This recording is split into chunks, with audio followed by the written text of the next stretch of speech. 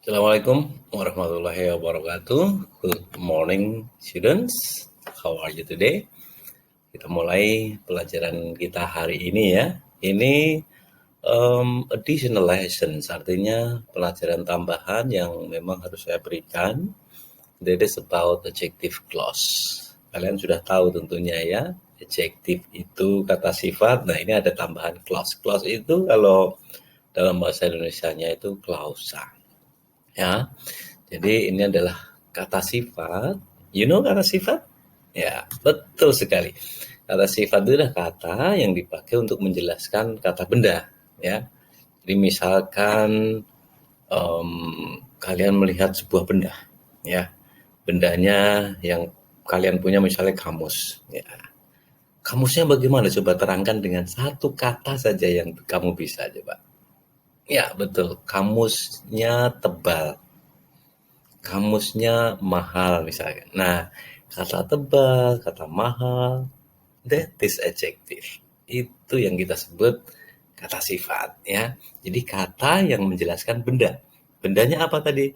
Bendanya kamus. Kata yang dipakai untuk menjelaskan apa tadi? Tebal, mahal. Nah, itu kata sifat. Nah, oke, kita lanjut ya.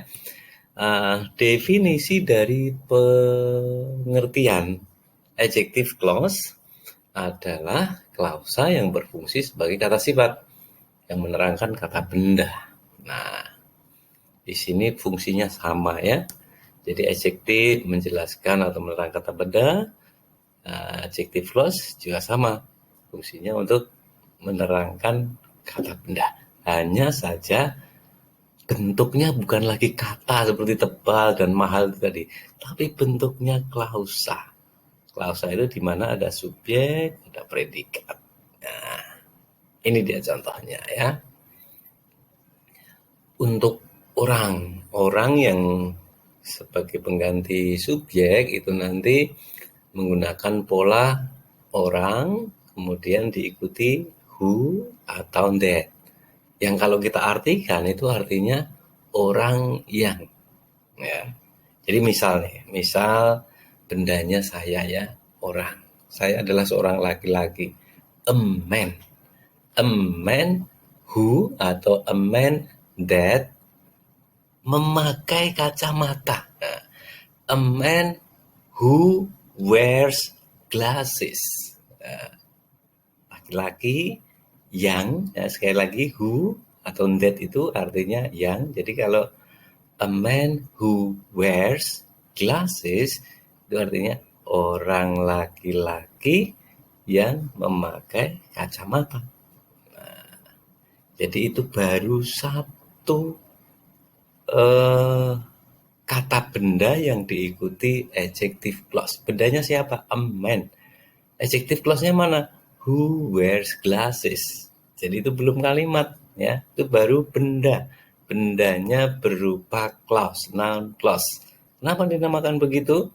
Ya, karena bendanya a man ditambah atau diikuti dengan adjective clause who wears glasses. Nah, supaya bisa jadi kalimat. Nah, jadi a man who wears glasses is Mr. Tones. Nah, itu baru satu kalimat yang di dalamnya mengandung adjective clause tadi. Ya, adjective clause-nya tadi menjelaskan siapa? Menjelaskan apa? Menjelaskan benda. Bendanya apa? A man. Ya. A man who wears glasses is Mr. Tones. Gitu. Kemudian berikutnya. Ini orang tapi sebagai objek. Ya, orang sebagai objek. Contohnya begini, kan yang kalimat sederhana saja misalnya I love you, I-nya subjek, you-nya objek. Ya, I love you, I-nya subjek, you-nya objek. Nah, misalnya you-nya saya ganti dengan seorang wanita. Jadi I love a woman. Jelas ya? I love a woman. Gitu. Jadi itu nanti bisa kita tambahkan juga sebuah adjective clause di belakangnya. Nah, cuma nanti objeknya, woman-nya itu nanti karena di sini tidak sebagai objek dari I love tadi ya, I love a woman. Ya, maka untuk memberikan penjelasannya itu menggunakan adjective clause itu tadi. Jadi kalau kita artikan dalam bahasa Indonesianya, a woman yang saya cinta. Jadi tadi kan I love a woman, ya kan? Saya mencintai seorang wanita. Nah, ini akan kita jelaskan seorang wanita yang mana gitu. Wanita yang saya cintai. Jadi a woman whom. Kalau tadi sebagai subjek who, kalau ini ada mingkemnya. Whom I love. A woman whom I love. Ini juga belum kalimat, ini masih berupa noun clause. Benda yang ada adjective clause-nya. Adjective clause-nya apa? Whom I love. Bendanya apa? A woman. Jadi, a woman whom I love is my wife. Jadi orang wanita yang saya cintai adalah my wife, istri saya. Gitu. Oke, lanjut. Masih untuk orang, tapi untuk menunjukkan benda yang dia miliki. Gitu. Misal nih, saya lagi aja contohnya, seorang laki-laki, saya ya maksudnya ya, yang mobilnya warnanya abu-abu, misalnya gitu, ya. Jadi mobil apa? Mobil car ya. Laki-laki apa? A man. Yang mobilnya, lah itu nanti yang mobilnya itu kita menggunakan whose. A man whose car. Nah, jelas ya. Laki-laki yang mobilnya warnanya abu-abu is grey. Nah, a man whose car is grey is Mr. Tons. Kenapa ada dua is di sini? Is yang pertama itu tadi adalah untuk adjective clause whose car is grey. Jadi beda ya dengan is yang di belakang. Kalau is yang di belakang itu miliknya atau subjeknya adalah a man. A man whose car is grey is Mr. Tons. Ya, jadi jangan bingung nih kenapa ada dua is di sana. Jadi yang mobilnya whose car gitu. Yang rumahnya whose house. Yang motornya whose motorcycle. Yang temennya whose friend begitu. Ya. Oke, lanjut. Bagaimana dengan adjective clause yang dipakai untuk menjelaskan benda atau binatang? Kalau untuk benda dan binatang, kita menggunakan which atau that. Kalau orang pakai who atau that, ya. Jadi bedanya di situ. Kalau orang pakai who, kalau benda pakai which. Sedangkan that bisa dipakai untuk orang, untuk benda, untuk binatang. Ya. Jadi bendanya apa, yang apa, begitu ya. Misalnya benda yang bulat, a thing which is round, ya, benda yang bulat is a ball, gitu. Ya, a thing which is round is a ball. Jadi which is round itu artinya yang bulat. Tuh. Jadi a thing which is round is a ball.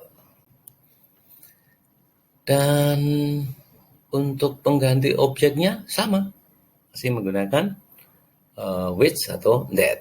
Ya, benda yang saya ambil, gitu. Jadi bendanya itu jadi objek. Objek apa? Objek menderita. Menderita apa? Menderita diambil. Objek yang saya ambil misalnya gitu. Benda yang saya ambil. A thing which I take. Benda yang saya ambil is a pen. Gitu. Benda yang saya ambil adalah sebuah pulpen. A thing which I take is a pen. Gitu. Jadi Boleh boleh pakai which, boleh pakai that. Which I take ataupun that I take. Dan untuk menerangkan apa itu kepemilikan, ya, baik orang maupun benda maupun binatang itu masih sama ya, menggunakan whose ya, ataupun of which, karena benda ya, benda menggunakan which. Berikutnya untuk keterangan waktu, nah ini kaitannya dengan tempat. Kalau kita menanyakan tempat kan kita menggunakan where nih, di mana gitu. Kita menanyakan waktu, kita menggunakan when, kapan gitu. Jadi untuk menjelaskannya juga menggunakan where untuk tempat, when untuk waktunya. Jadi tempat misalnya Solo is sebuah kota di mana saya lahir misalnya gitu. Solo is a city where I was born gitu ya. Demikian juga dengan when. Kalau when gimana when? Juni adalah bulan misalnya gitu. June is a month when I was born. Juni adalah bulan pada saat saya lahir gitu. Nah, contoh-contohnya yang bisa kalian lihat ya. Yesterday I met the girl who is sitting beside you. Kemarin aku ketemu seorang gadis yang sedang duduk di sampingmu. The man whom you saw last night is my uncle. Laki-laki yang kamu lihat tadi malam adalah pamanku. Hamburger is a kind of food which I like most. Hamburger adalah makanan yang saya paling suka.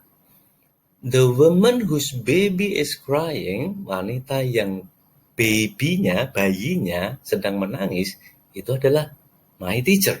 Ya. Klaten is the city where I was born. Begitu ya anak-anak, semoga penjelasan Pak Guru bisa sedikit memberikan pencerahan tentang penggunaan adjective clause untuk orang, untuk benda, untuk binatang, untuk tempat, untuk waktu. Sekian, jangan lupa belajar, keep studying ya. Masa depan ada di tangan kalian. Oke? Thank you very much. See you. Bye bye.